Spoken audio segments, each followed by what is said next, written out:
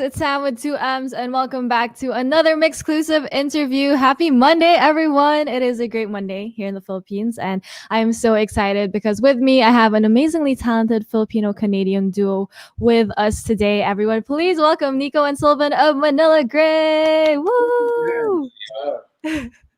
Hey guys, how have you guys been? Good, just chilling. Just been chilling all day. Yeah, surviving. How you been? Yeah. I'm doing good. Same as you guys, surviving, trying to keep myself sane throughout everything. But it's nice to know you guys are doing the same. So how has it been kind of adjusting to the last year? I know it's been a little bit crazy for a lot of people. I mean everyone basically, but how have you guys been dealing with all of that? I think the biggest thing is you have so much time in your hands now. You know, you got to kind of explore the things that you like. You kind of deep dive into things that you didn't want to touch before. It's been a lot of fun. It's been a lot of creativity came out of this whole quarantine thing, which is cool. Yeah, just staying and creating, and obviously our album, just prepping for that, and been pretty lax. Yeah, I'm really feeling like that whole kind of just taking it day by day kind of thing coming from you guys, which I think is a great way to look at it and staying creative. But I do want to know, because throughout this time, a lot of people have felt discouraged or less inspired from everything that's been going on. But for you guys, you're staying creative. So how did you guys kind of put yourselves in that, staying creative all throughout this time and not getting any kind of creative burnout? Well, we're always working, always in the video. It's just something that we love to do. So it just honestly it just went by pretty quick. We got into other mediums, we were drawing, painting a lot. So just switching up the mediums, I think that kind of distracts us from I guess the mundane day to day. Yeah. Also, coming off of tour in 2019, we were living such a fast life. And it was actually nice to kind of slow it down and enjoy the fruits of your labor, Yeah, definitely. Yeah, for sure. And I'm sure it was quite an adjustment too. Coming from tour, I can imagine it was really crazy. And then kind of having to slow it down for a bit. Might have been a little bit weird that's in the start, but what Nico said, you guys have been switching up the mediums too to keep yourselves busy and creative. But that's really cool. You guys have been up to that. But I do want to know, how would you guys say, or how different would you guys say Manila Grey is now compared to pre-pandemic Manila Grey? Oh, that's a good question. I think pre-pandemic MG was definitely high speed, but now I think we're a little bit more calculated, a little bit more sensitive to the to the songwriting and just kind of digging a little bit more into the stories. Just a lot more insight. Actually, I've been reading a lot of books, and it's good. It's great, but it's still not a turn up. I think so. It was it was just you just you learn new things and you move differently. Yeah. It really taught you how to understand yourself a little bit more. The things that you're a little bit, you become more patient, but not as patient at the same time. It's a weird balance. Yeah. It's a weird balance. And family time. Family time. I get you. Oh, yeah.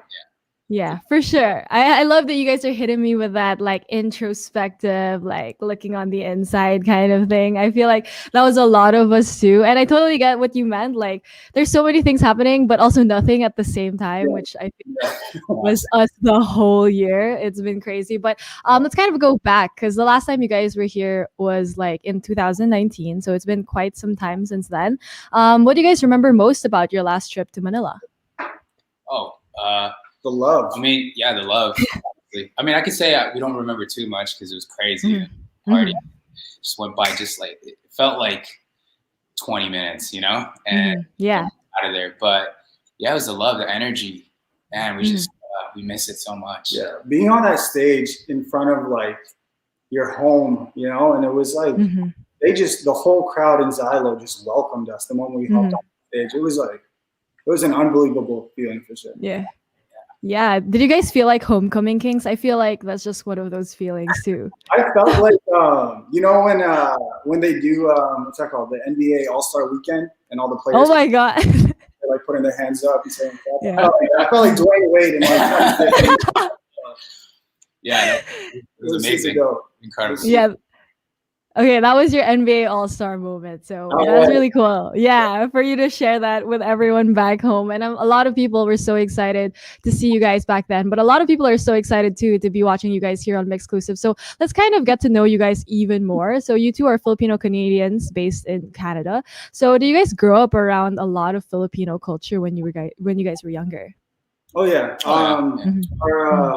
Our parents were very we were very blessed that they taught us about all of the Filipino stuff Mhm. growing up, whether it's understanding the food, understanding the language, just everything that had to do with it. They were telling us stories about how they grew up, Mhm. Yeah, our grandparents' stories. You know, we kept that with us too, which was amazing. It was a yeah, blessing for sure. yeah. Mhm. And there's a pretty big community out here as well. So like Mhm. our team, the ones, there's tons of Filipinos, and we just grew Mhm. up with them, and we're blessed. Like we're from Richmond, so it's just a smaller city outside of Vancouver, Mhm. and the community is strong.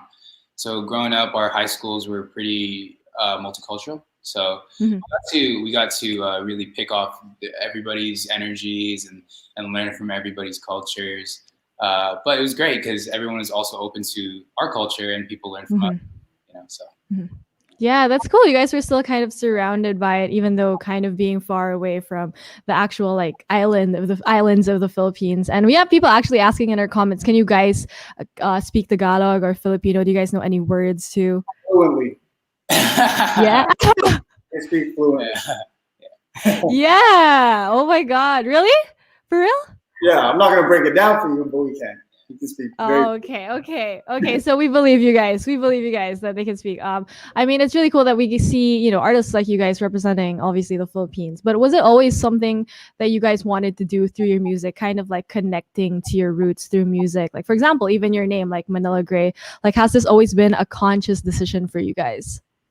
I think it's just connecting both cultures. Mm-hmm. Manila Grey, Manila obviously because of our roots, and Grey Mm-hmm. is Vancouver.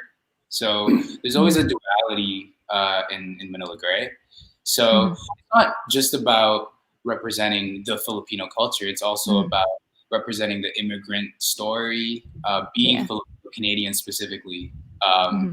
Always bring it up on how Vancouver, there's a certain I guess vibe to being Filipino Canadian and the struggles that Mm-hmm. we went through that might not be similar to the people from the Philippines who grew up there, right? So Mm-hmm. we're always trying to represent both sides of the spectrum because we place a lot of importance in that. Like Vancouver's our home, but Mm-hmm. also Manila is our past life. Like we don't remember too Mm-hmm. much of it, but uh, Mm-hmm. it holds a special place in our heart, yeah, for sure. 100%. Mm-hmm.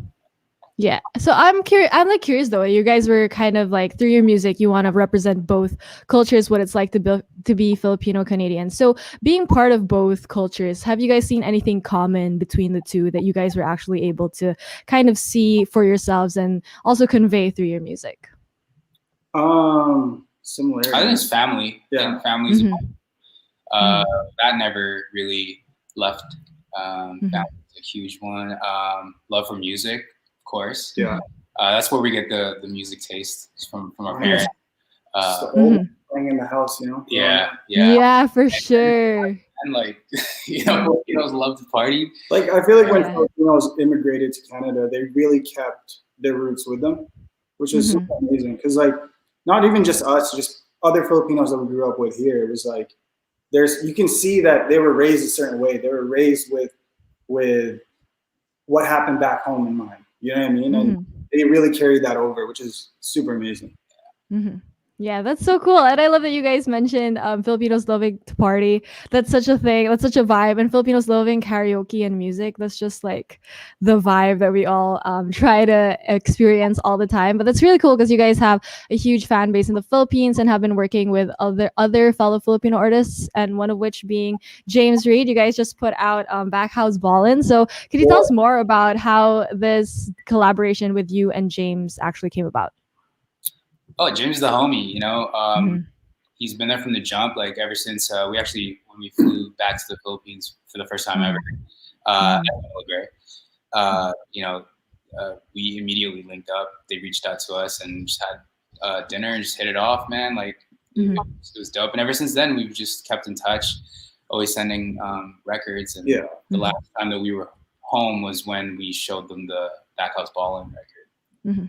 And then just from there it was like let's do something cool. We've always kept it since we met in, when was that, 2018? Oh yeah, it's been 2018 years now. Wow. We were like, we got to do something, and I think we were just waiting for the perfect record. And I think and that's what's dope about Careless, honestly. Like they're so they're down and wait for the perfect time, and it felt like the perfect time now, and so it's worked out. Yeah.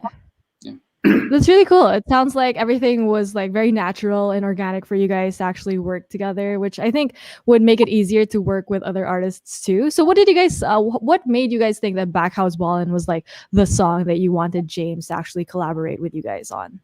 I think it was the vibe of the record. Like when we first wrote it, it just really fit. It felt very back home, like this like underground party vibes. You just with the crew turning up, that's kind of yeah. It's just because like going back home, it was a different experience for us, right? Obviously, just the scene back home is completely different from Vancouver, States. So when we went back home and we just got to experience went to Publishon or BGC, it's just a different vibe out there. And we had an energy coming back home here when we wrote the record, and it was just like, oh man, this sounds like it could be someone from the Phils. And then we were just listening to it, and we're like, yo, James would be crazy on this. So that's just and that's when and that's like the magic just happened after that. I love that you still remember like Publishon, BGC, and all the vibes that you guys experienced there. Yeah. I know, I miss it too because of everything that's going on. It's so sad. It's so sad, but it's okay. We'll all wait, obviously, till the time is right, until we can all go out. But it's really cool that you guys, had that experience too, like how we've been experiencing it also in the Philippines. And what was it like working on the song? Because I know like the logistics of working on a song together with someone who doesn't live in the same country as you guys can be a little bit difficult. So what was it like working on the song with James? It was pretty simple, to be honest. It was like we left the verse opening in the song, and then homie just came back first take, and it was perfect. We were like, this is the one. Oh yeah. And then from there it was like, okay, cool, let's figure out a dope way to release this to the world.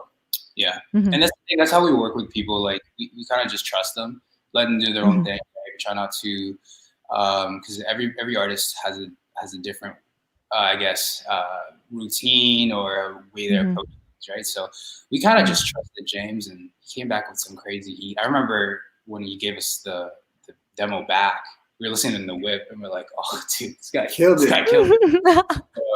Not the park, brought the song. Yeah. And they're great. Like, we're always talking, so we're very open communication, right? So and it worked out for the music video as well, because easy back and forth. Yeah, I love that the way that you guys are talking about this collaboration. It feels like it was just really like open and very just like a lot of trust into it. Manila Grey, very trusting guys, which is really cool. I mean, you just kind of like left it to him, and he was able to deliver for you guys. So that's really cool that it came together just like that, very organic and natural. But I also do want to talk about the music video, because I love the music video for Backhouse Ballin'. I think like the first 10 seconds gave me Yu Yu Hakusho vibes, like Ghost Fighter anime. I was like, I see you. Okay, I see you. So can you guys tell us more about like the concept and how you guys kind of made the concept for this music video? Concept. So we came to, we were just brainstorming a bunch of stuff for the album, and we wanted to do something with a Manila Grey sort of fantasy booth kind of vibe where people can get lost in. Just because like obviously quarantine and all the crazy stuff that's happening in the world, it just feels like people just want to get distracted and people wanted to get lost, and we kind of wanted to comment on that a little bit, on these distractions, social media, but we wanted to do it obviously in a cool way, presentable way.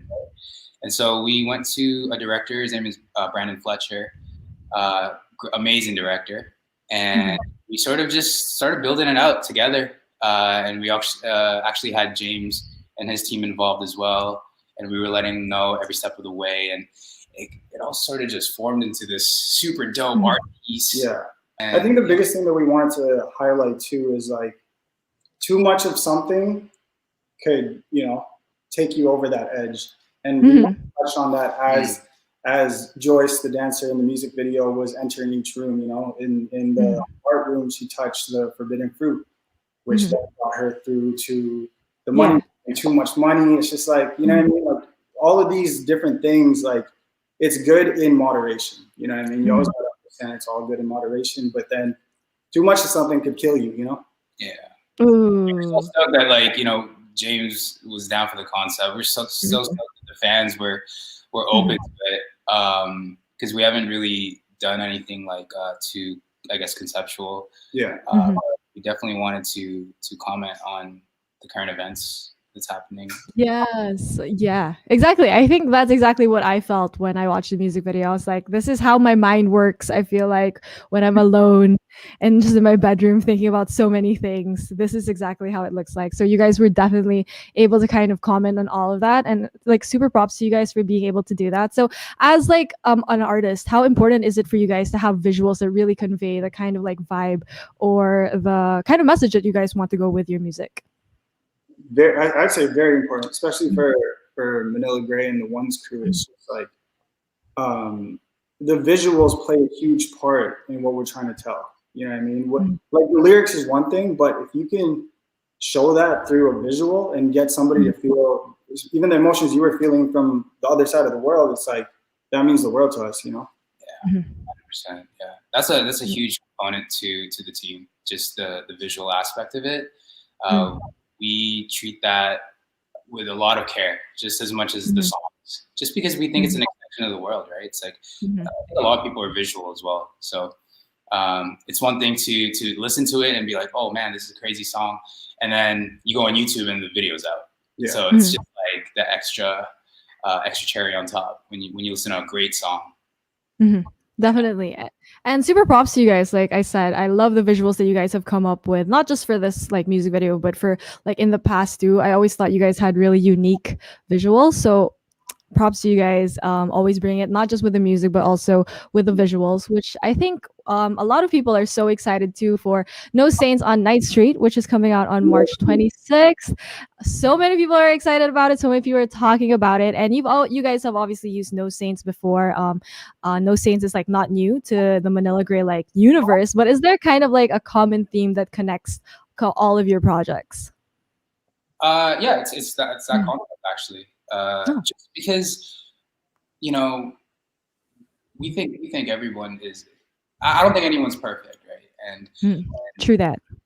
Yeah, you know, and we just want to be able to express that to the world. Like we thought the No Saints thing just perfectly encapsulated I guess the music that we wanted to do, some raw, some gritty, but at the same time, you know, it's cool. It's a vibe. It's and unapologetically you. You know? Yeah, and that it takes a lot for people to I guess admit that, hey, you know, you're not perfect. Hey, I'm not, or like, oh, I go to church every Sunday, or, you know what I mean? And it's like, oh, that makes me a good person, but there's tons of people that, you know, are terrible people, you know, and we just want That's so true. To be real. And I just felt like No Saints was just a current theme throughout the whole era of Manila Grey.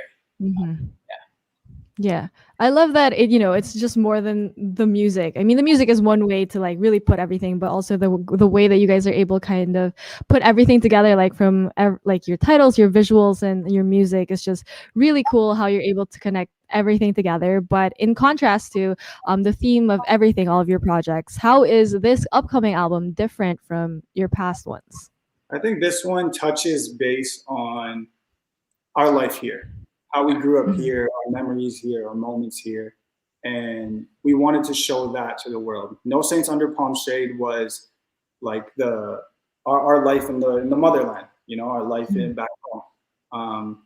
But this one really touches base on how it was growing up here, the lessons we learned from back in the day till now. You know, it really speaks on the past 2-3 years of Manila Grey and also the past 14, 15 years of our lives going through you know, this game called life, and Right. it's like that's where I'm super excited for the world to hear No Saints on Night Street, because it's very real.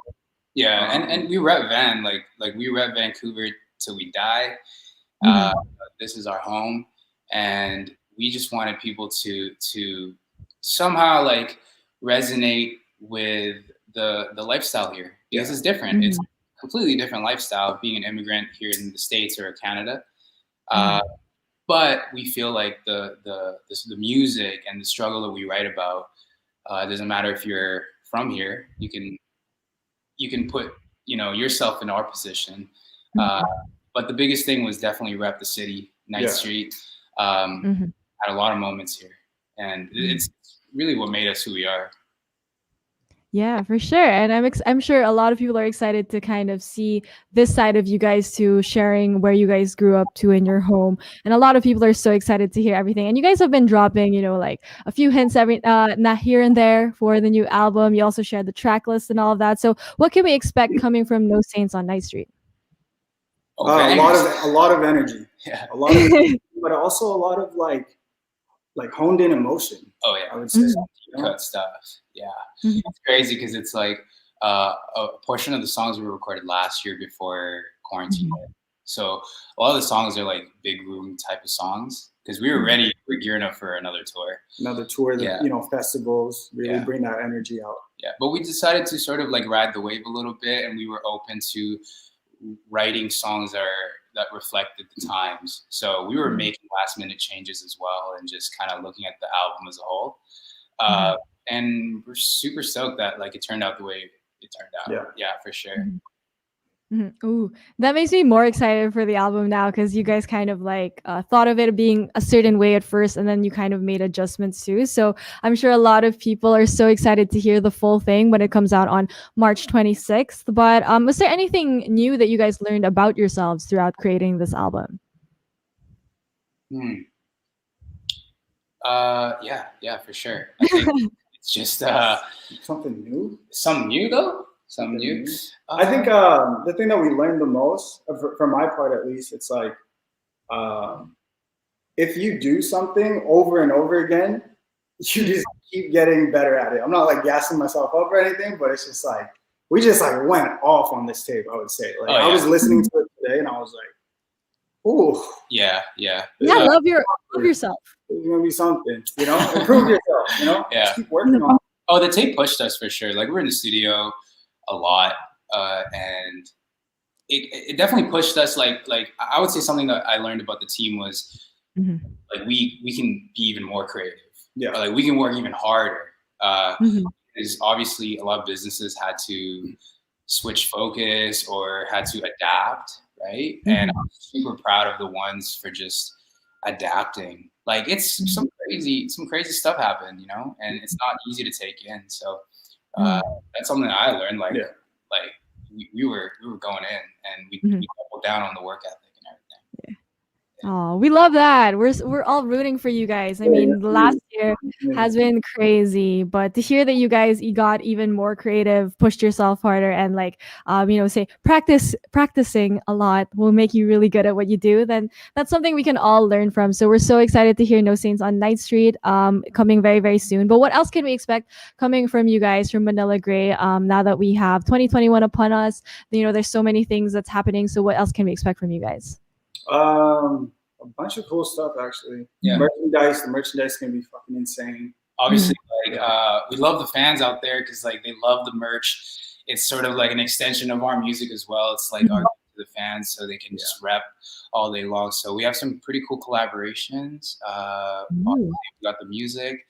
We got tons more after No Saints. Yeah, of course, and more visuals. A lot more visuals. It's gonna be a hot summer. Yeah. And hopefully by the end of this year we get to tour. That would be amazing.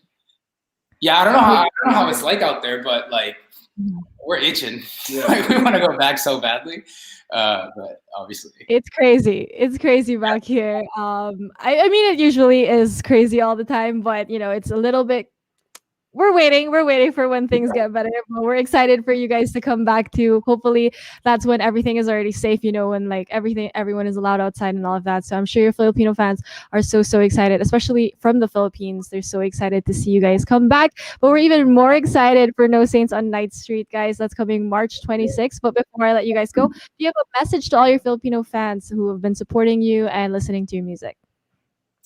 Thank you guys so much. Honestly, like you guys have changed our lives. We're doing it for you guys, honestly, and just keep pushing. We're so proud of the youth out there, just constantly being so open-minded and pushing the art, and it's a new generation, and we're so excited for the future. And just the love, man, the love that the energy of our Filipino fans is insane. So amazing. Incredible. It's heartwarming. It's like, you guys are amazing. Real ones, man. Real ones for the fucking world, bro. And stay safe. Y'all stay safe out there. So when we do go back, we're gonna turn. Yes, for sure. You already know, like we're gonna give back that energy that you guys experienced last time, like 100 times more when you guys are back. For sure. But before I do let you guys go, you also mentioned like, there are a lot of creatives out there who are continually pushing the boundaries of like art and music. So what kind of advice can you give to these people, especially the creatives who are really trying to push the boundaries of art? I think don't be afraid to put yourself out there. You know what I mean? Like you could, like when you do something creative, you're always questioning, is this good enough? Is this as good as this person's art? You know what I mean? But art is art. You can do whatever you want. You can put it out to the world, and you just get better at it. Don't be afraid to put something out. If you don't put something out, no one's going to see it. Exactly. You know what I mean? Exactly. And it's just progress. Aim for progress all the time. There's a conservative side of you that probably tells you, I can't do this. But if you feel it in your heart, and you want to show it to the world, like you can 100% do it. You can 100% do it. Yeah, so guys, make sure to write that down. Just do your best, just put it out there, and hopefully everything or something will stick one day. So thank you so much for joining me, guys. It was really nice getting to talk to you guys about everything. We're so excited to hear No Saints on Night Street coming on March 26th, guys. Don't forget to wait for that. That's coming very, very soon. And also don't forget the stream Backhouse Ballin', which is featuring James Reid. And you guys can check that out on multiple digital streaming platforms. So once again, thank you so much, Nico and Sylvan of Manila Grey, for joining me today. Yay! Thanks, guys. And thank you to everyone who tuned into this exclusive interview. Once again, this has been Sam with 2Ms. I'll see you guys next time. Bye.